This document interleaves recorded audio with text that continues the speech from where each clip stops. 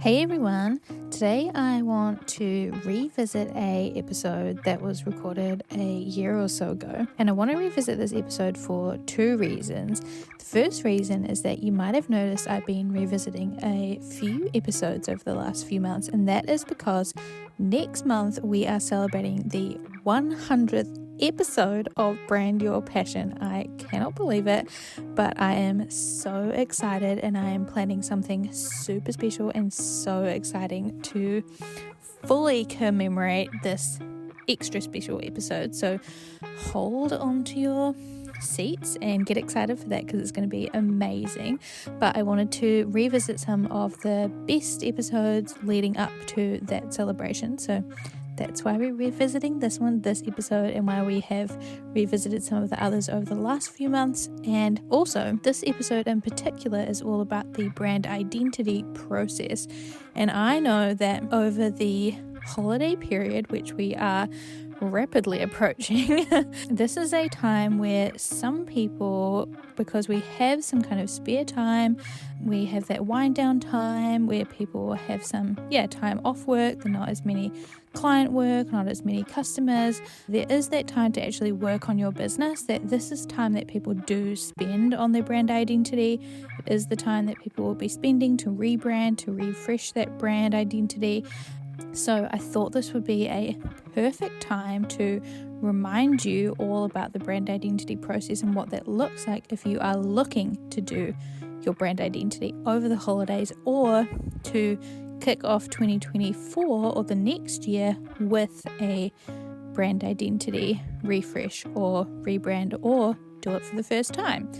So whether you have heard this episode before, or this is your first time ever listening to it because you found Brand Your Passion in the last year or so, then I think this is going to be a great episode for you to listen to so that you can get an understanding of what goes into the branding process and what steps you can follow to make sure that you are getting the most out of your brand and that you're doing it in the best way possible, so that you can build a really comprehensive and cohesive and strategic, intentional brand that is going to be able to help you take your creative business to the next level. So without further ado, let's kick it back to past Holly and leave you in her capable hands, and enjoy the episode.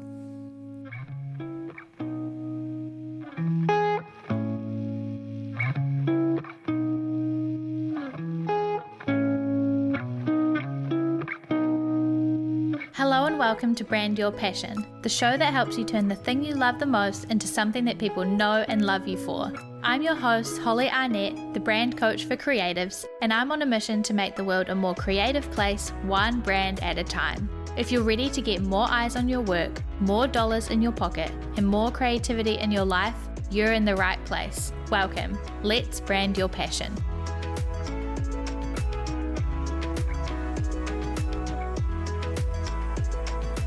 Hi everybody, and welcome back to this week's episode of Brand Your Passion. Today I am going to be talking to you about the brand identity design process.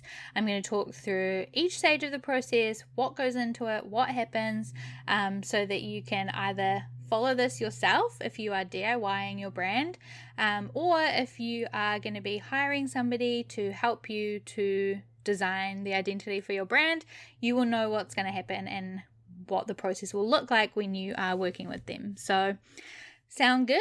Let's dive right in.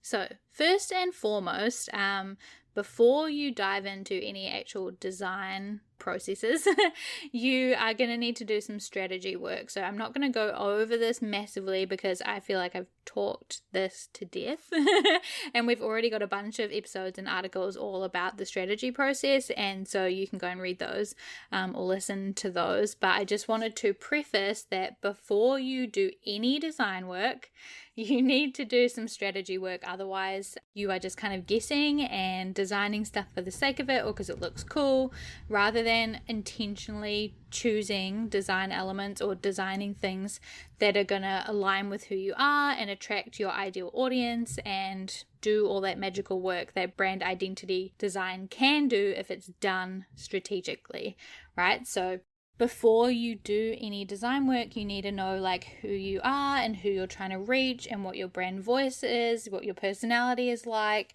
what's your mission, what are you trying to say with your brand.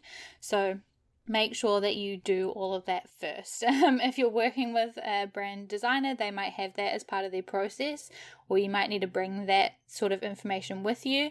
And if you're doing it yourself, then just make sure you go through that process before you start designing things. But once you are ready to do some design work, step number 1 is to do a mood board, or some people might call them stylescapes or brand boards or whatever you might call them. I call them mood boards. But basically, this is a really, really important part of the branding process because it's the step between the strategy and the design that helps you to sort of bridge that gap and start thinking about how you can turn the sort of intangible strategic direction of your brand into tangible design elements. And when you do a mood board or a brand board or whatever you're calling it, it helps to save a lot of time later on down the track, because if you get your mood board right and you create it in a way that establishes the direction of your brand that aligns with your brand strategy, it'll make it so easy for you to choose colors and fonts and patterns and all of that stuff, rather than if you just jump straight into like designing a logo, you will just be lost and kind of like, oh, I don't know, I'm guessing, I don't really know if this is all going to work together. But if you do the mood board, you will have an overall picture of what the brand should look and feel like, so that when you're making all of these other elements, you know that it's all going to align to fit this overall vibe. So step number 1 is to do a mood board. So we have an article, an episode all about how to do that. So definitely go and check that out. It will guide you through exactly like what to include and what you should be looking for and thinking about. So check that out and do your mood board first.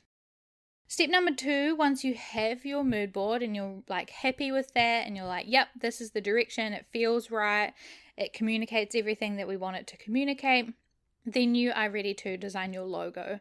Now, this is something that I always recommend when you design your logo, is to start in black and white and design it in black and white first, for 2 reasons. Number 1, it makes sure that your logo is like practically useful, because your logo needs to be able to like work in black and white. It needs to be able to scale small and big. It needs to be able to work on different backgrounds. So by doing it in black and white first, you make sure that that's gonna be doable. And number 2, it can be really distracting if you start designing in color from the beginning, because instead of focusing on the logo itself and whether it works and all of those things I just mentioned, you're focused on like, oh, do the colors work together? Does it look cool?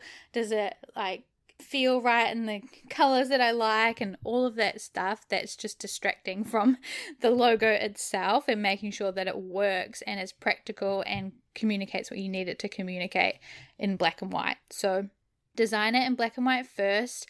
Again, I have another article all about the logo design process that walks you through like each step of how to do that. So we'll link to that so that you can follow that and go through that. But step number 2 in the brand identity design process is the logo.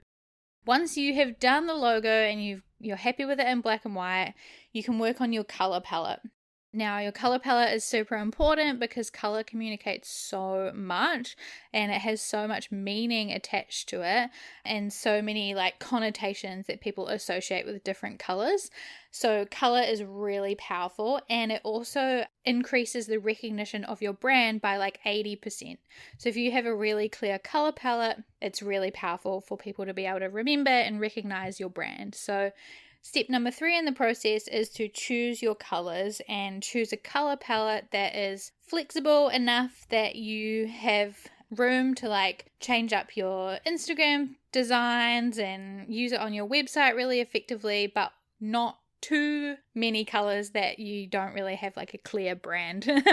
So I usually recommend having like 1 or 2 core colors, a couple of secondary colors, and then 2 neutral colors. So like a black and a white, but not necessarily actually black and white. They could be like a really dark gray and a cream or that kind of thing.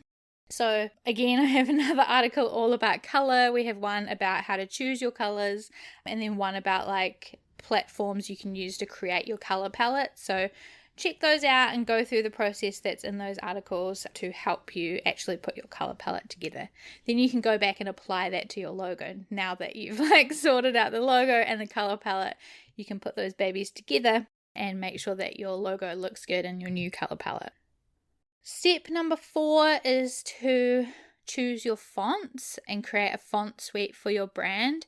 So again, you want like maybe 2 or 3 fonts, so you have enough to create variation and hierarchy in your designs, but not too many that your brand becomes diluted and confusing. So stick to like 2 or 3 fonts that are contrasting with each other. So you want them to highlight each other and to contrast with each other so that you can create hierarchy.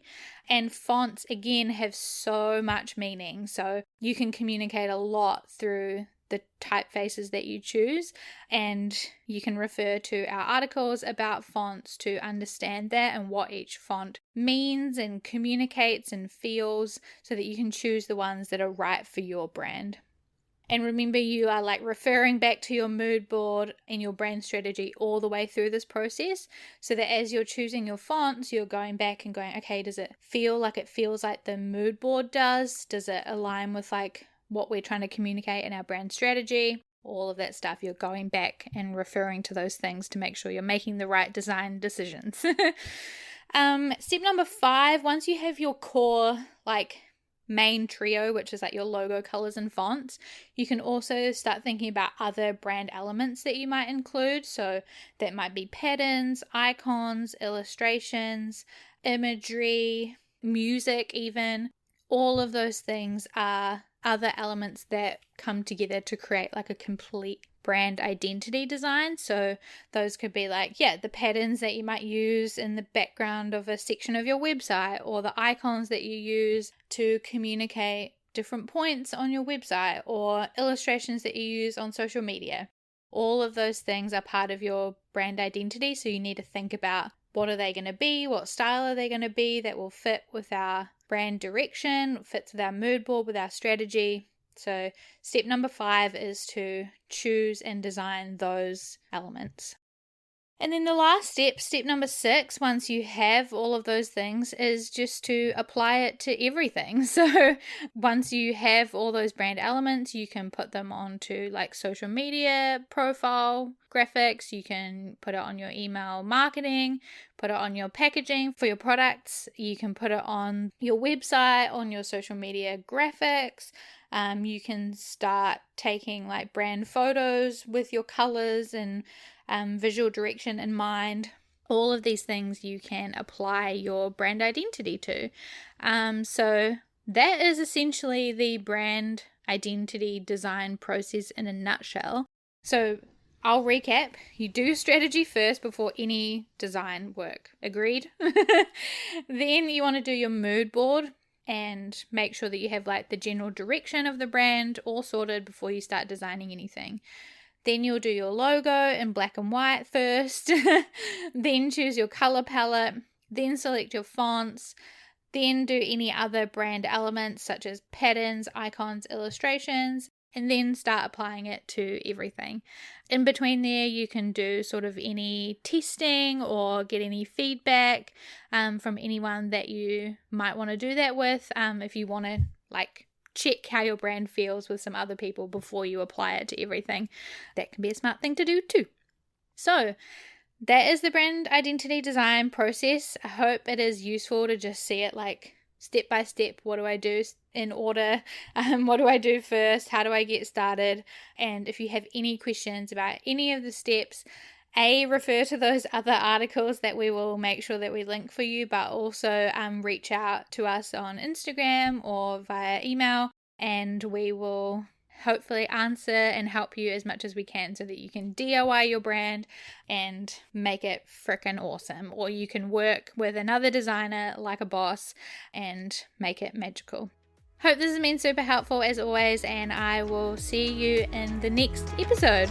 Bye!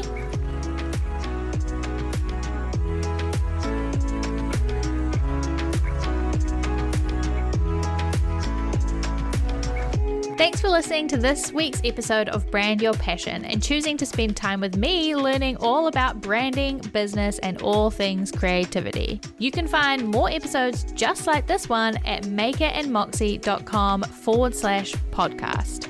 If you like this one, you can tap that subscribe or follow button so that you're notified about each and every new episode. And if you've got a spare second, please leave a review on iTunes or wherever it is that you're listening to this podcast, because I would absolutely 100% love to hear from you. If there were some helpful goodies in this episode for you, it would mean the world to me as well if you could screenshot that podcast player right now, hop on over to Instagram or Twitter and tag us at Maker and Moxie.